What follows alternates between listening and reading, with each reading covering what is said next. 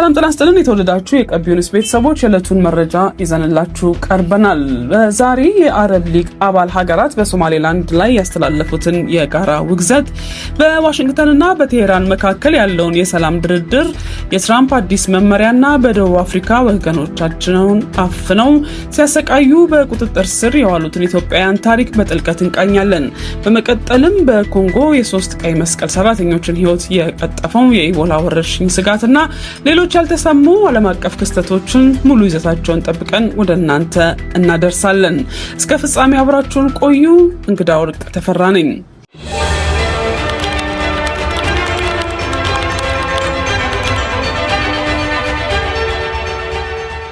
የዓለም አቀፍ የዲፕሎማሲ መድረክ በከፍተኛ ውግዘት ተናውጧል። የኳታር፣ ግብጽ፣ ሳውዲ አረቢያ፣ ዮርዳኖስ፣ ቱርክ፣ ፓኪስታን፣ ኢንዶኔዥያ፣ ጅቡቲ፣ ሶማሊያ፣ ፍልስጤም፣ ኦማን፣ ሱዳን፣ የመንና ሊባኖስ የውጭ ጉዳይ ሚኒስትሮች በአንድነት በመቆም ሶማሌላንድ በተባለች ክልል በኢየሩሳሌም ኤምባሲ የመክፈት እርምጃዋን በጽኑ አውግዘዋል።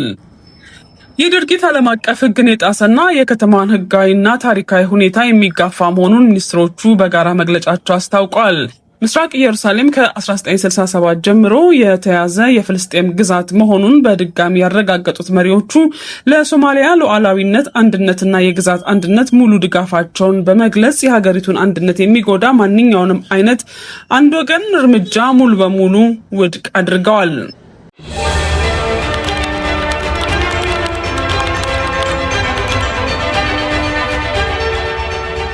ወደ አሜሪካና ኢራን የሰላም ድርድር ስናመራ ፕሬዚዳንት ዶናልድ ትራምፕ ስምምነት በቅርቡ ይደረሳል የሚል ተስፋ ከሰጡ በኋላ አሁን ደግሞ የአሜሪካ ተደራዳሪዎች ከኢራን ጋር ለመስማማት እንዳይቸኩሉ አዲስ መመሪያ ሰጥተዋል።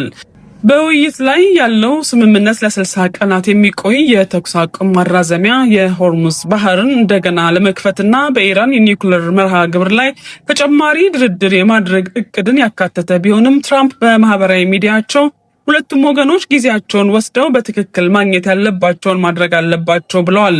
የኢራን ውጭ ጉዳይ ሚኒስትር ቃል አቀባይ እስማኤል ባጋይም ተመሳሳይ መልእክት በማስተላለፍ ሁለቱ ወገኖች ስምምነት ላይ ለመድረስ በጣም ቅርብና በጣም ሩቅ ናቸው ሲሉ ገልጸዋል። ይህ በእንዲህ እንዳለ በአሜሪካ የተወካዮች ምክር ቤት የሪፐብሊካን መሪዎች ፕሬዚዳንት ትራምፕን ከኮንግረሱ ፈቃድ ውጪ ከኢራን ጋር ወደ ወታደራዊ ግጭት እንዳይገቡ የሚገድበውን የውሳኔ ሀሳብ ድምፅ የመስጠት ሂደት በድንገት ሰርዘውታል።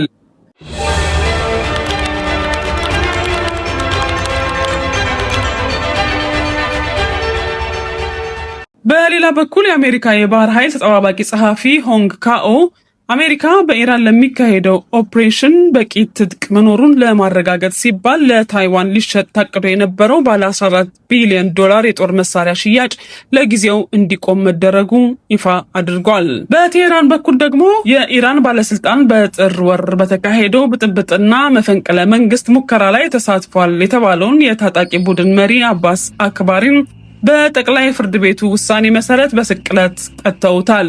የአሜሪካ የውጭ ጉዳይ ዋና ጸሐፊ ማርክ ሩቢዮም ጦርነቱን ለማቆም በጣም ጠንካራ ሀሳብ በጠረጴዛ ላይ እንደሚገኝ ቢናገሩም የዲሞክራቲክ ሴናተር ክሪስ መርፊ ግን ትራምፕ ብቃት የላቸውም፣ ይህ ጦርነት ከመጀመሪያው ጀምሮ መቀስቀስ እብደት ነበር ሲሉ ዋይት ሀውስን ነቅፈዋል።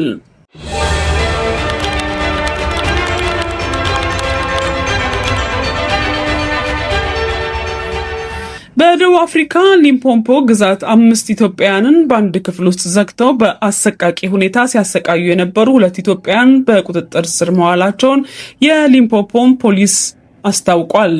ወንጀሉ የተጋለጠው አንድ ኢትዮጵያዊ ወንድሙ መታገቱና አጋቾቹ ገንዘብ እየጠየቁ መሆኑን ለፖሊስ ካመለከተ በኋላ ነው። የተደራጁ ወንጀሎችን መከላከል ቡድኑ ሊቡቡ በሚሰኝ አካባቢ በሚገኝ አንድ የችሮታ መደብር ላይ ባደረገው ድንገተኛ ፍተሻ እድሜያቸው ከ18 እስከ 24 ዓመት የሆኑ 5 ኢትዮጵያውያን ወጣቶች ልብሳቸው ተገፎ በቂ ምግብ ሳይሰጣቸው ለ12 ቀናት ታስረው በአስከፊ ሁኔታ ሲደበደቡ አግኝቷቸዋል። በወንጀሉ ተጠርጥረው የ24 ዓመቱ ምስጋኑ ጌታቸውና የ20 ዓመቱ ተሻል ቱምቤም በቁጥጥር ስር የዋሉ ሲሆን በሰው ማገት፣ በህገወጥ ሲጋራ ዝውውርና በገንዘብ ማጠብ ወንጀል ክስ ተመስርቶባቸዋል። ይህ ክስ በደቡብ አፍሪካ የሚኖሩ ዜጎች ከስደተኛ ጠል ደቡብ አፍሪካውያን ጥቃት በተጨማሪ በገዛ ወገኖቻቸው ጭምር የሚፈጸምባቸውን ዘግናኝ ግፍ በድጋሚ ያሳየ ሆኗል።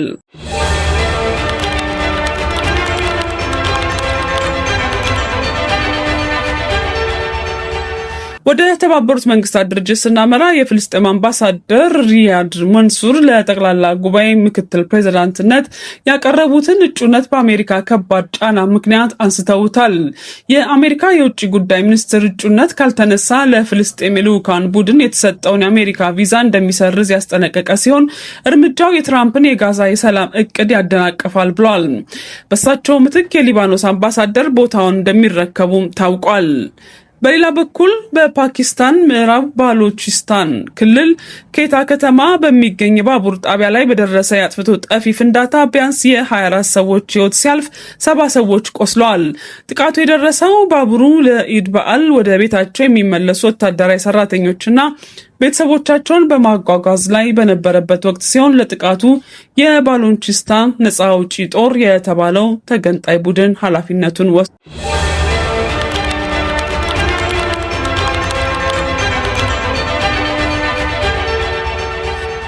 የተወደዳችሁ የቀቢ ኒውስ ቤተሰቦች መረጃዎቻችንን ወደ እናንተ ማድረሳችንን እንቀጥላለን። አሁን ደግሞ አጫጭርና አንጋፋ መረጃዎችን በተከታታይ እናቀርባለን። የቀይ መስቀል ሰራተኞችን ህልፈት በተመለከተም በዲሞክራቲክ ሪፐብሊክ ኮንጎ ማንጉባሉ ከተማ ውስጥ በተቀሰቀሰው የኢቦላ ወረርሽኝ ምክንያት የሟቾችን አስክሬን የነኩ 3 የቀይ መስቀል ፈቃደኛ ሰራተኞች በቫይረሱ ተይዘው ህይወታቸው አልፏል። በአሁኑ ወቅት በከተማ ከ170 በላይ ሰዎች የሞቱ ሲሆን የዓለም ጤና ድርጅት የስጋት ደረጃውን ወደ በጣም ከፍተኛ አሳድጎታል። ወረርሽኙ በተከሰተበት በዚሁ በምስራቅ ኮንጎ የኢቦላ መቆጣጠሪያ ጣቢያ በአካባቢው ነዋሪዎች በተነሳ ተቃውሞ ቃጠሎም ደርሶበታል።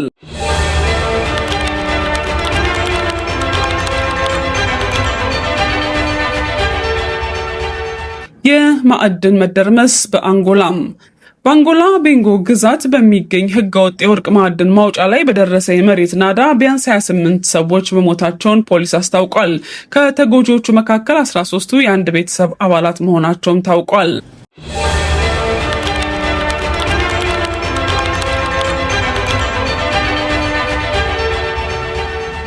በሶሪያ የፈነዳው ቀሪ ፈንጂ በደቡባዊ ሶሪያ ዳራ ግዛት ውስጥ ከዚህ ቀደም ከነበረው የእርስ በርስ ጦርነት የተረፈ ቦምብ በመፈንዳቱ የአንድ ህፃን ህይወት ሲያልፍ 3 ሴቶች ህፃናት ደግሞ ከባድ የአካል ጉዳት ደርሶባቸዋል።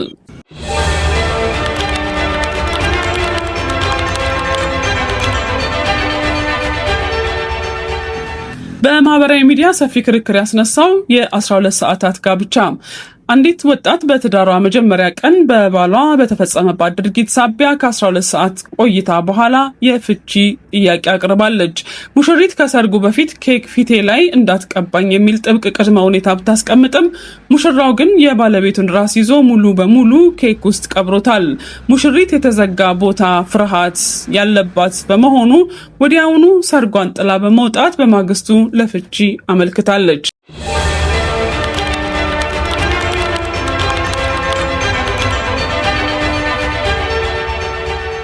የተወደዳችሁ የቀቢ ኒውስ ቤተሰቦች ለዛሬ ያሰናዳናቸው መረጃዎች የተከታተላችሁትን ይመስል ነበር። በሌላ አዳዲስ መረጃዎች ዳግመኛ እስከምንገናኝ ሰላም ሁኑ።